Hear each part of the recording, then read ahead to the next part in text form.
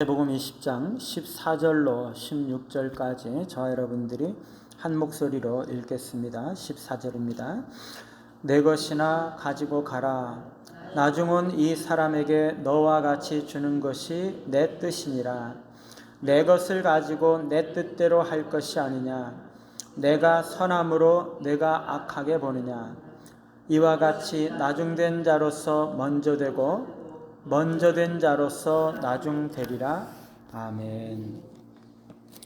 은혜로운 주님의 뜻이라는 제목으로 말씀을 드립니다. 오늘은 포도원 품꾼의 비유의 결론 부분인데요. 여기서 주인의 뜻이 최종적으로 드러나고 있습니다. 첫 번째 주인은 불평하는 먼저 온 자에게 내 것이나 가지고 가라라고 말씀을 하십니다.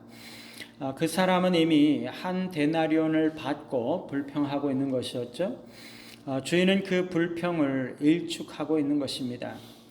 내 것이나 가지고 가라. 너는 상관할 바가 아니다.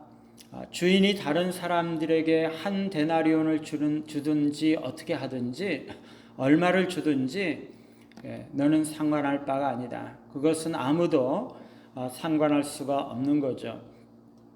그런데 우리가 주인의 이 말을 깊이 생각을 해본다면 그것은 정말 두려운 말씀이 아닐 수가 없습니다.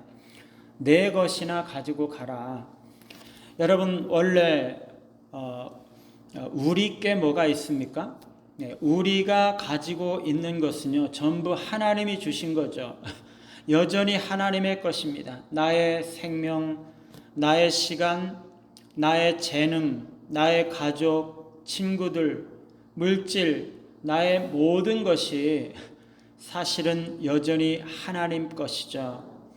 만일 하나님께서 내 것이나 가지고 가라 우리에게 말씀을 하신다면 우리는 아무것도 남는 것이 없이 완전히 버림을 받게 되는 거죠. 우리는 언제나 그것을 기억할 필요가 있습니다. 우리 것들, 우리가 가지고 있는 모든 것들이 하나님께서 주신 것이고 그 모든 것들은 하나님의 은혜라는 것을 안다면 우리는 우리가 가지지 않은 것들에 대해서 가지고 있는 것들에 대해서 감사하지 않을 수 없고 가지지 못한 것들에 대해서 불평할 수가 없는 거죠. 우리가 가진 모든 것들이 하나님의 것인데 우리가 은혜로 받은 것인데 어떻게 우리가 아직 받지 않은 것들을 대해서 불평할 수가 있겠습니까? 우리는 내가 받지 못한 것들에 대해서 불평하지 말고 내가 가지고 있는 것들에 대해서 감사할 뿐인 거죠. 두 번째로 먼저 온 자의 시기입니다.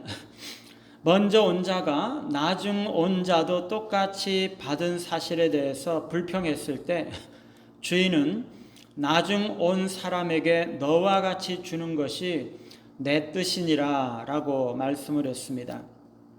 하나님은 모든 것을 하나님의 뜻대로 하실 수 있는 주권이 있으신 분이신 거죠. 하나님은 이 세상의 어떤 사람에게도 어떤 의무나 제약이 없으신 분이십니다. 하나님은 절대적으로 모든 것들을 소유하시고 무제한적인 주권을 가지고 계시죠. 그분은 뭐든지 그분의 성품에 따라 기뻐하는 대로 하나님 자신이 기뻐하시는 대로 행하시는 분이십니다. 하나님은 하나님의 것을 가지고 하나님의 뜻대로 행하십니다.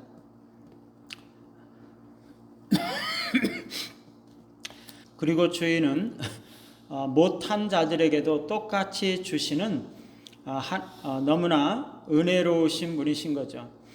하나님은 너무나 선하신 분이시기 때문에 선인들에게나 악인들에게나 똑같이 햇빛과 물을 주시는 분이신 것입니다. 그래서 주인은 그렇게 말하죠. 내 것을 가지고 내 뜻대로 할 것이 아니냐.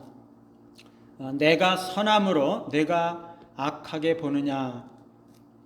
사실 먼저 온 자는 동료에 대해 나중에 왔음에도 불구하고 똑같은 품삯을 받았던 것에 대해서 비난하거나 불평할 이유가 전혀 없었던 거죠. 그는 단지 늦게 부르심을 받았기 때문에 늦게 포도원에 왔을 뿐입니다. 그런데 그가 불평했던 것은 그가 시기심을 가지고 있었기 때문이죠. 그것은 주인의 선함에 대해서 불쾌감을 가지고 있고 다른 사람이 잘된 것에 대해서 불편한 마음을 가지고 있는 것입니다. 그러므로 시기심은 두 가지 큰 계명에 대해서 직접적으로 위반하는 것이죠. 그것은 우리가 순종하고 따라야 할 하나님에 대한 사랑을 행하지 못하는 범죄이고요.